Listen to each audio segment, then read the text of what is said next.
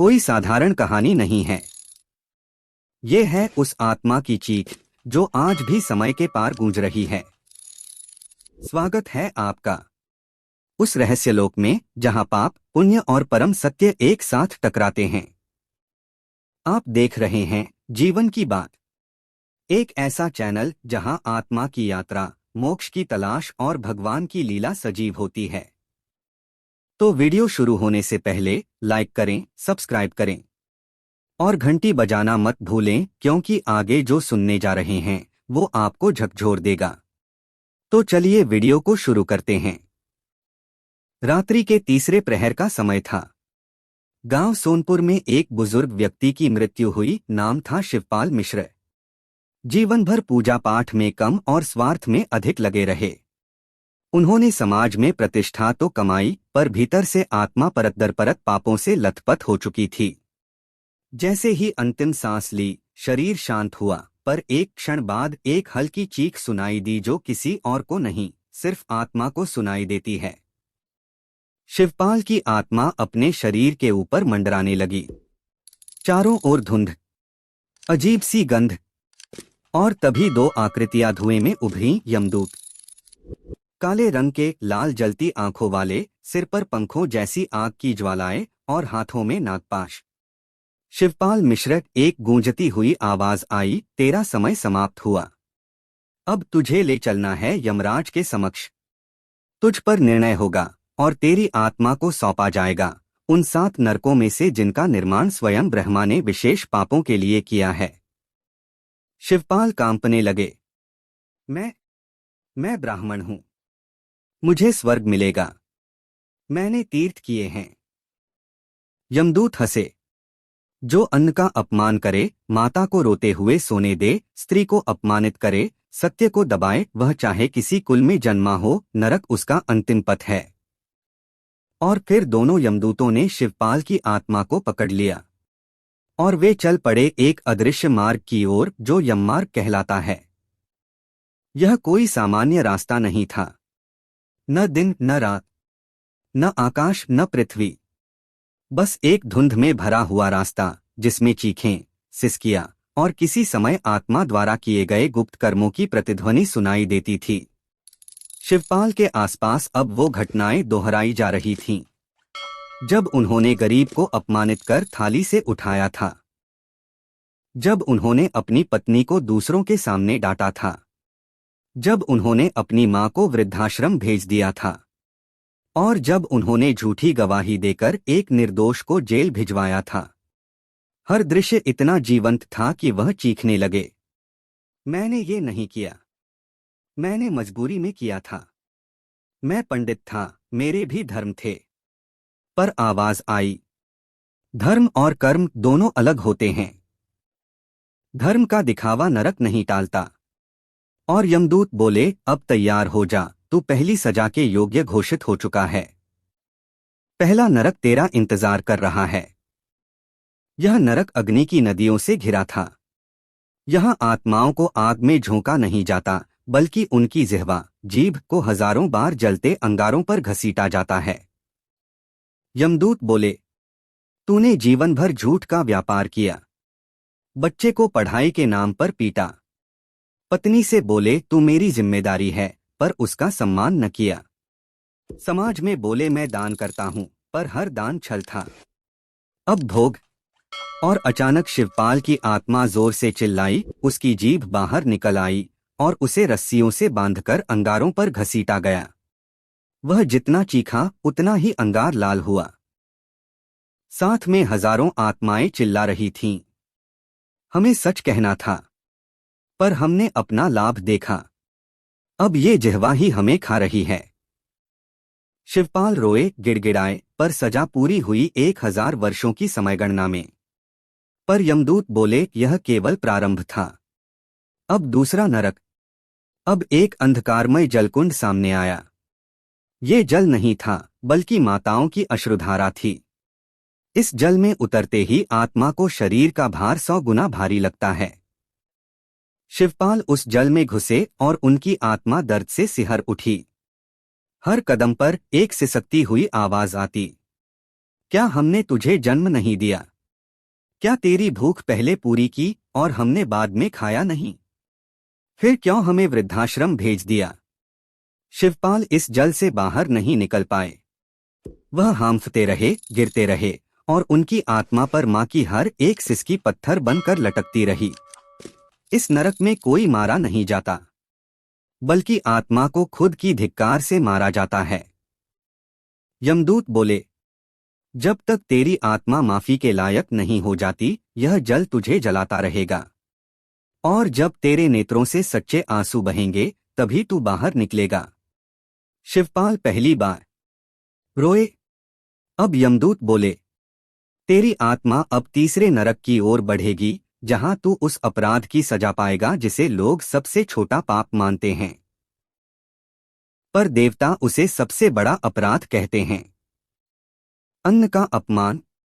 शिवपाल का चेहरा पीला पड़ गया, क्योंकि उन्होंने न केवल अन्न की थाली में हाथ धोया था, बल्कि भूखों को दुत्कारा भी था।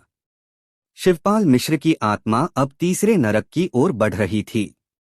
उनके भीतर भय तो था ही, लेकिन यह भय अब धीरे धीरे पश्चाताप में बदल रहा था।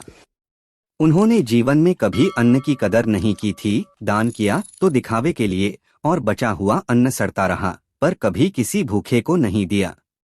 और अब वो स्थान सामने आया, जो दूर से ही दुर्गंध और सड़े हुए मांस की बू से भर चुका था। यमदूत बोले, यह है कृमिनरक। यह नरक उन लोगों के लिए है जो अन्न का अपमान करते हैं। यहाँ कोई आग नहीं, कोई हथियार नहीं, बस अन्न से उत्पन्न कीड़े जो आत्मा को पल पल काटते हैं। शिवपाल के शरीर जैसे ही नरक में प्रवेश करते हैं, जमीन दरकती है। वहां हजारों कीड़े, जिनका शरीर गाढ़े काले तरल से बना है, उनकी आत्मा पर टूट पड़ते हैं। उनकी पीठ से लेकर उनके मस्तिष्क तक हर अंग से कीड़े झांकते हैं। हर बार जब वो दर्द में चिल्लाते हैं, तभी एक आवाज आती है, तेरे द्वारा फेंके गए अन्न से यह कृमि जन्मे थे। अब वे तुझे उसी तरह खाएंगे जैसे तूने भूखों को भगा दिया था। एक दृश्य सामने तैरता है। एक गरीब बालक भूखा शिवपाल के दरवाजे पर आया था। शिवपाल बोले थे, भाग यहां से, पंडितों के घर से अन्न मांगता है। अब वही बालक उसी रूप में नरक में खड़ा है, और उसके पैरों के पास से हजारों कीड़े उठकर शिवपाल की आत्मा में समा रहे हैं। वह चीख रहे हैं, तड़प रहे हैं, पर यमदूत शांत हैं। वे कहते हैं, अन्न ब्रह्मा है। अन्न का अपमान आत्मा की सबसे गहरी परत को झुलसा देता है, और जब वह परत सड़ती है तो कृमि जन्म लेते हैं जो तुझसे चिपकेंगे। जब तक तुझे एहसास न हो जाए कि थाली में हाथ धोना झूठ से बड़ा अपराध है। कृमिनर्क से बाहर आने के बाद शिवपाल की आत्मा थरथरा रही थी, लेकिन यह यात्रा अभी खत्म नहीं हुई थी। अब उन्हें ले जाया गया एक ऐसे नरक में जहां न कोई अग्नि थी, न कीड़े, न चीख, बल्कि एक अजीब सी शांति थी। एक गहरी, डरावनी शांति। यह शांति कुछ कह रही थी, यहाँ वे आत्माएं आती हैं जिन्होंने स्त्री का अपमान किया है, न सिर्फ देह से बल्कि शब्दों से, सोच से और अधिकारों से। शिवपाल की आत्मा आगे बढ़ती है तो सामने 3 स्त्रियां प्रकट होती है। उनकी माँ, उनकी पत्नी और उनकी बेटी। हर स्त्री की आंखों में एक ही सवाल, हमने तुझसे बस सम्मान मांगा था, तूने हमें क्या दिया? और तभी हर एक स्त्री अपनी आंखों से एक आंसू गिराती है, जो सीधे शिवपाल की आत्मा पर लगता है, और उसकी आत्मा का एक टुकड़ा गायब हो जाता है। फिर एक और आंसू, एक और टुकड़ा, और देखते ही देखते शिवपाल की आत्मा 7 हिस्सों में टुकड़े टुकड़े हो जाती है। हर टुकड़ा अलग नरक में ले जाया जाता है, जहां उसे उसी तिरस्कार का एहसास कराया जाता है जो उसने स्त्रियों को दिया। एक टुकड़ा उसकी मां की पीड़ा भोगता है, दूसरा पत्नी की उपेक्षा, तीसरा बेटी की उपेक्षा, और बाकी 4 टुकड़े अन्य स्त्रियों के प्रति उसकी सोच के कारण अलग अलग पीड़ाओं में जलते हैं। यमदूत बोले, स्त्री न अपवित्र है न दुर्बल। जो उसे अपमानित करता है वो अपने ही अस्तित्व को नष्ट करता है। इसलिए यह नरक तेरी आत्मा को टुकड़ा टुकड़ा करके सिखाता है कि क्या खो दिया तूने। अब शिवपाल की आत्मा की सिसकियां न सिर्फ नरक में गूंज रही थीं, बल्कि पृथ्वी पर भी उसकी मृत देह से ठंडी हवा निकल रही थी। गांव के बुजुर्ग समझ गए, इसकी आत्मा अभी शांत नहीं हुई। ये कोई साधारण पापी नहीं था। अब तक शिवपाल 3 नरक भोग चुका था। कूटनक झूठ बोलने की सजा, मातृशोकनक माता पिता के अपमान की सजा, कृमिनर्क अन्न का अपमान, स्त्रीनिंदा नरक स्त्री का अपमान। शिवपाल मिश्र की आत्मा अब चतुर्थ नरक से गुजर चुकी थी और अब पांव रखे 5वीं पीड़ा की ओर। यमदूतों ने अब उसे एक ऐसे द्वार के सामने खड़ा किया जिस पर रक्त टपक रहा था। वह रक्त किसी जीव का नहीं बल्कि हजारों इंसानों की आत्मा का था, जिन्हें किसी ने छल से लूटा था। यमदूत बोले, तूने जीवन भर कभी धन, कभी यश, कभी सम्मान, सब दूसरों को लूटकर प्राप्त किया। अब ये नरक तुझे लौटाएगा, वो हर छीना हुआ कतरा, पर सजा के रूप में। जैसे ही शिवपाल आगे बढ़ा, उसका शरीर एक लोहे की कुर्सी पर बांध दिया गया। उसके शरीर की नसों में से एक एक कर खून खींचा गया, पर यह शारीरिक नहीं था, ये आत्मिक रक्त था। हर बूंद खून के साथ एक दृश्य सामने उभरता। जब उसने गरीब पुजारी की जमीन हथियाई थी, जब उसने बेटे के नाम से मंदिर के चढ़ावे में कटौती की थी, जब उसने समाज में दूसरों की मेहनत का श्रेय लिया।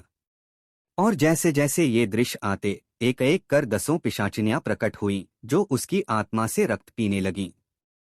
वे बोलीं, तेरे द्वारा छीना गया धन हमारे बच्चों का पेट खाली करता था, अब हम तेरा ही रक्त पीकर तुझे सिखाएंगी चोरी क्या होती है। उनके लंबे नाखून आत्मा की नसें चीरते और हर बार एक आवाज गूंजती, जो बिना अधिकार के कुछ भी लेता है वह नरक में भी अधिकार नहीं रखता। जब तक आत्मा की रक्त की बूंदें खत्म नहीं हुई, वह यातना सहता रहा। रक्तनरक की आग से अभी शिवपाल मुक्त भी नहीं हो पाए थे कि यमदूतों ने कहा, अब तुझे ले चलना है उस नरक में, जहां वासनाएं परछाइयों की तरह तुझे खा जाएंगी। कामर्क, यह नरक अंधेरे से भी काला था।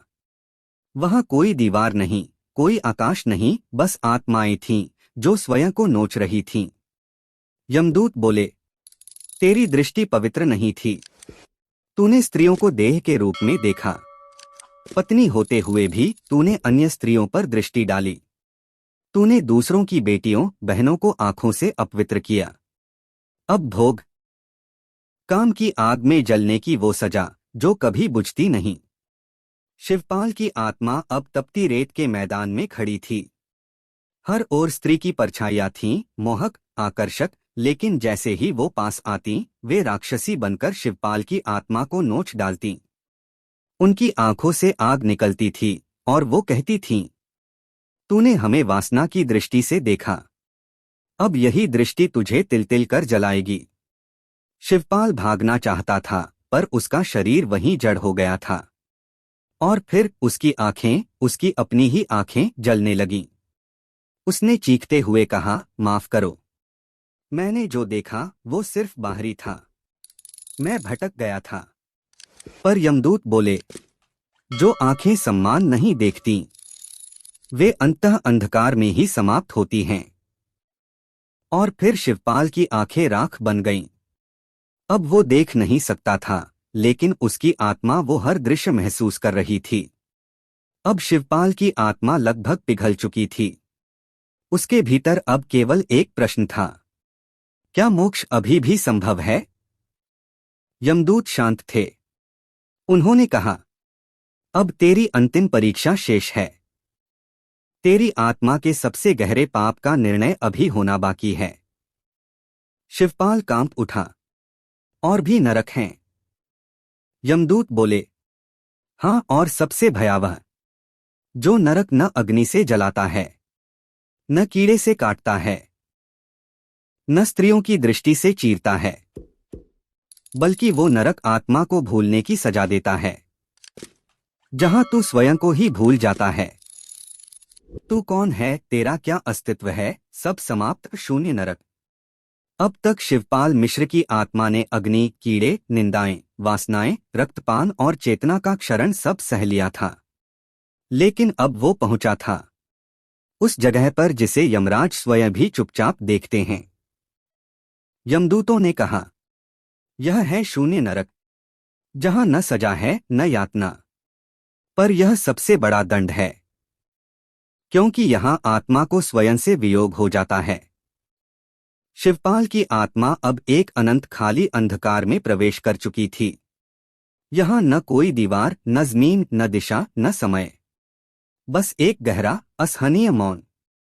वहां न कोई पिशाच था, न कोई आग, न कोई छाया। फिर भी यह जगह सबसे डरावनी थी। क्यों?